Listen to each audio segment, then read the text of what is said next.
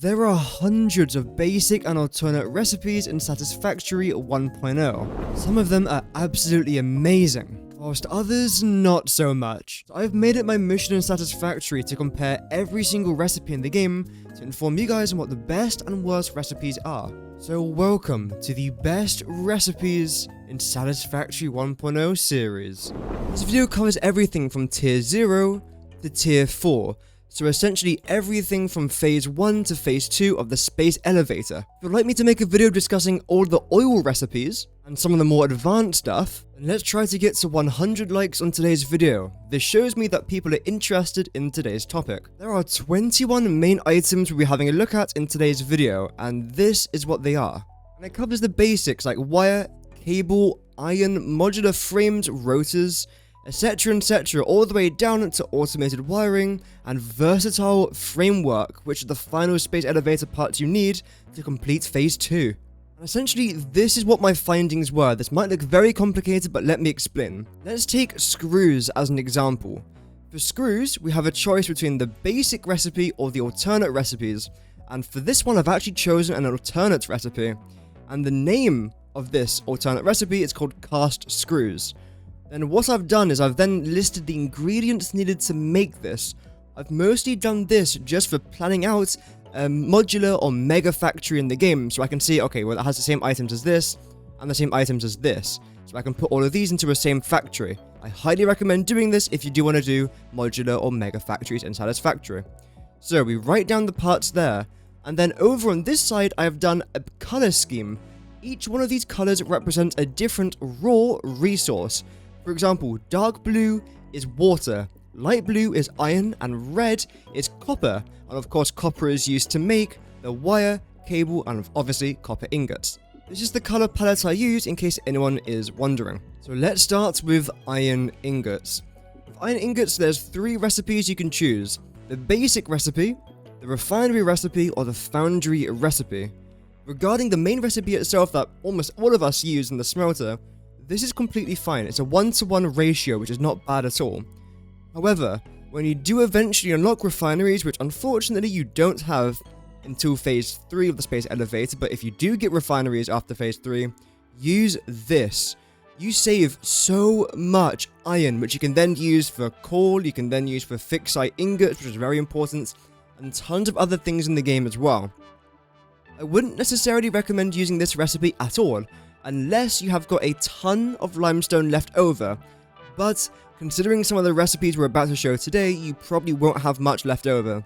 So when it comes to iron ingots before phase 3, I would recommend just sticking to the regular recipe, but when you have unlocked refineries, I do recommend moving over to this. Moving over now to iron plates, and it's a similar sort of story. Here we can see we have got the basic recipe, which again most of us probably use. We then have this recipe down here, the coated iron plates. Unfortunately, this requires plastic, and you only get plastic in phase 3 of the space elevator, so you won't be able to make this, and even if you could, I don't really recommend it because it uses oil to make iron plates, and you want to try and save your crude oil if you can. And the final thing that you can try and do in the foundry is by combining steel ingots with iron ingots to create more iron plates. You can do this if you wish, but if I'm completely honest, I would recommend just sticking to the basic recipe. It's the easiest to use, you can spam down a lot of constructors, it doesn't require more than one thing, and it's quite easy to make. So again, for iron plates I recommend the basic recipe. Furthermore, with iron rods, we can see again, same constructor recipe most of us use. We then have the steel beams again being made into the iron rods, and we also have aluminium. Obviously, you can't make aluminium into, I think, about phase 3, if not phase 4 of the space elevator, so you can't actually make that, unfortunately. So it comes down to these two. And again, I would recommend just sticking to the basic recipe for this one, which is nice and easy, it's straightforward, it's easy to understand, and of course, it gets the job done. And obviously, you don't have to waste any coal. And coal is going to be extremely valuable in Update 1.0. And when it comes to wire, opinions might actually be split. We again have the usual constructor recipe. You then have this, which is the fused wire, which involves caterium ingots, which is not the only caterium ingot recipe, as you can see on this list. I don't recommend you do this. Yes, you get an absolute ton of wire. Like, look at the difference right there. But Caterium is quite a rare resource, so I do recommend saving this where you can. However, when it comes to iron wire, I could see why you might want to use this. If you are surrounded by iron and there's not enough copper, you indeed can convert your iron ingot to iron wire. Try not to use Caterium for this if possible, unless you really have to, but this is just used for so many other things that you don't want to be wasting it on other resources that just don't require it.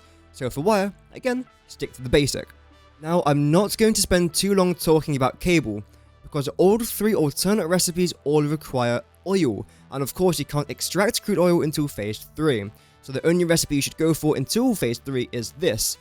But even afterwards, try to save your crude oil. Yeah, you can get an absolute ton of cable, absolutely, but it requires plastic. Plastic's made from crude oil. Same with heavy oil residue, it's made from crude oil.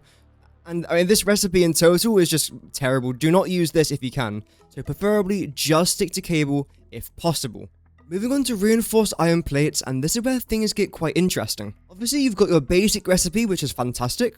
You also have this rubber recipe, which you can't do until you're in phase 3, because again, crude oil. You then have this recipe in the assembler. You might realize that the production rate is 3 times higher than the regular recipe, but if you do very basic maths, this is what you'll find. 6 times by 3, because we're making 3 times the reinforced iron plates, is 18. Okay, great, that matches up perfectly. But then 3 times 12 is 36. So you're actually consuming a lot more screws to make the exact same amount of reinforced iron plates, but you're just making it slightly quicker. So do not, under any circumstance, go for this. There is zero reason as to why I would recommend this to anybody. However, the last recipe you might want to use, because again, we're still going with 3 iron plates for this recipe. So you're saving out on 8 iron plates, but rather than using screws, you're instead using wire. So if you've got an absolute ton of copper around you and a ton of wire coming in, and you want to try and save on iron, this might be the recipe for you. But if you don't want to be using wire or copper for this production, then just stick again with the basic recipe. You might have noticed that I recommend you sticking with basic recipes pretty much the entire way through this video. Well, that's now going to change with concrete. Because for concrete, again, got the basic recipe, it's not that bad. You then have the plastic recipe, terrible, don't use it. You then have this, and yes, I am aware that you do have to have the refinery for this, unfortunately. So if you are in phase 3 of the game, 1000% use this, because you get so much more concrete for what you're actually consuming, which is great because we are using this a lot. Even just throughout today's video, we'll be using this a lot. So try and use this if you can, if you're in phase 3. If you're not, just stick to this for now, but if you can, maneuver over to this when you are ready. And in all honesty, I don't recommend wasting silica on this project. Okay, I know that a lot of you have been waiting for this one, and we are talking about screws. The reason as to why I say a lot of you are waiting for it is because it has one of the best alternate recipes for the early game, which is the cast screw alternate. Essentially, it costs the exact same amount of iron rods to make this, except you are saving a bunch of constructors. Because think about it like this, before you would have your smelter go into your constructor to make iron rods. The iron rods would then come into this constructor to make screws. So it's basically an additional process line just to make the screws, and then that goes into whatever else you want it to create. But with the cast screws recipe, it is slightly different, and that's because when we search screws into here, go into cast screws, we can see it just requires iron ingots. So you're essentially cutting off this complete constructor, saving you the resources, the power, the time, the effort, the belting, and everything. So this recipe is, I would say, one of, if not the best early game recipe in Satisfactory 1.0. So again, don't use this, and especially don't use this. Even though you get a lot of screws, it's a waste of coal, so don't do it. Just use this if you can. Moving on to modular frames now, and I recommend that you stick with the basic recipe that you can see right here. If you want, you can use this, although I don't really recommend it because you're using way more resources than what you need, really. I'll give the same reason down here as what I gave in my last example. You want to try and save on coal as much as you can. So if you do see an ultimate recipe that doesn't use coal compared to one that does, try and look at the one that doesn't, just in case, and if it does save you resources, use that. try not to use this if possible. And luckily the maths for this is extremely simple because both of these are making 2 modular frames. And we can see for the second recipe, this requires 56 screws, which takes up 14 iron rods. This recipe only requires 12 iron rods, so you are saving 2 iron rods, but except for that I would recommend that you kind of just stick with the basic recipe. It rules out screws, and screws are already a bit of a pain in the rear to make, so again, basic recipe for this one, for me at least. Now for the rotors again, I've chosen the basic recipe for one reason and one reason only. This only requires iron. That is it. Whereas this requires copper and iron, and this requires coal and iron and copper. Yeah, I know a lot of people like the steel rotors, but I would never make this. There's a reason why I've chosen this recipe that just requires iron, and it goes back to the image I showed you at the very start of the video. This is my rotor recipe. It uses just iron ore and water. Same with everything else here in this section, which again means I can make all of this in the exact same factory. Whereas if this was to involve copper, I would then need to pretty much rip it out of this factory and create a new one just for this. So for the sake of ease, I've chosen this recipe as well, but you might want to choose a different one to match your playstyle. When it comes to silica, there's multiple different ways to make it. This is the basic, but unfortunately this requires a refinery, which you don't have anyway, and I don't even recommend this recipe. This requires the blender, which you most certainly don't have, and again I highly recommend you don't use this recipe. With option 4, you use up less raw quartz and you get more silica. Whereas with the basic recipe, it's more quartz consumption, but you get less silica. However, you are saving an absolute ton of limestone, which like I've said a couple times throughout this video, you're going to need this for a lot of stuff. So, surprise surprise, I would recommend that you stick with the basic recipe. It's easier for you, and of course it's easier for later on as well, and it saves you resources in the long run. Now, with quartz crystals, the basic recipe is the easiest to make. But when you unlock the refineries, I do recommend making this recipe right here. This way, you save out on a bunch of raw quartz. You do have to use water, but the quartz crystals is actually very important for something. I would highly recommend, however, you don't use this. It is a massive waste of coal, and really you kind of don't want to be using this if you can. Finally, this recipe is just pointless, don't do this. And it also requires a refinery, which again you haven't got. So for the early game, stick to the basic, but for later game, I would recommend switching over to this recipe right here. Regarding Quickwire, and I'm going to be quick with this one, just stick with the basic recipe. This, even though you do get a lot of Quickwire from it, is a pretty big waste of copper, and you might want to use this for something else. However, if you have got a ton of copper lying around and you don't know what to do with the ingots, then yes, feel free to craft it into Quickwire. If you then don't need all the Quickwire, just sink it into an awesome sink and get a bunch of cool tickets just from that. But for the basic recipe, I think this is just completely fine. Regarding steel ingots, I'm pretty much going to have an entire video about how to save coal, and this is going to be a pretty big part of it. If you were to use this recipe right here, you'd go from a 1 to 1 to 1 ratio. Not bad. Don't use coke, that's a waste of oil. And for this recipe down here, again, this is compact coal, which is just a massive waste of sulfur, so don't use this either. When it comes to this recipe right here, we can see that we're actually using iron ingots rather than iron ore. So this is going to require you to place down your refineries or just smelt a bunch of ore into ingots previously, which will consume a bit more power, but it's completely worth it, and here's the reason why. 2 iron ingots plus 2 copper ore creates 3 steel ingots. So it's basically a 2 to 2 to 3 ratio. So you're getting 33% extra steel ingots compared to the basic recipe. I very highly recommend that you use this. And again, it's one of the best early game recipes in Satisfactory. Regarding steel beam, the obvious recipe to go for is the basic. I would not recommend crafting this, and unfortunately you can't because it requires aluminium, but I wouldn't make it anyway. This recipe is actually better if you're trying to save coal at least. You are going to consume more limestone, unfortunately, but you do save coal and you do save iron as well if you are trying to save iron, so that's pretty good. And remember earlier when I was saying try to save your limestone because we're going to be using it for a lot of concrete? Well, there was a reason as to why I said that. Concrete is very important in this recipe and also in the steel pipe recipe. And that is because we also have molded steel pipes. So for the last recipe I just showed you, that was molded steel beams, and here it's molded steel pipes. You can use the basic recipe if you want. You can use this recipe to save on coal if you want.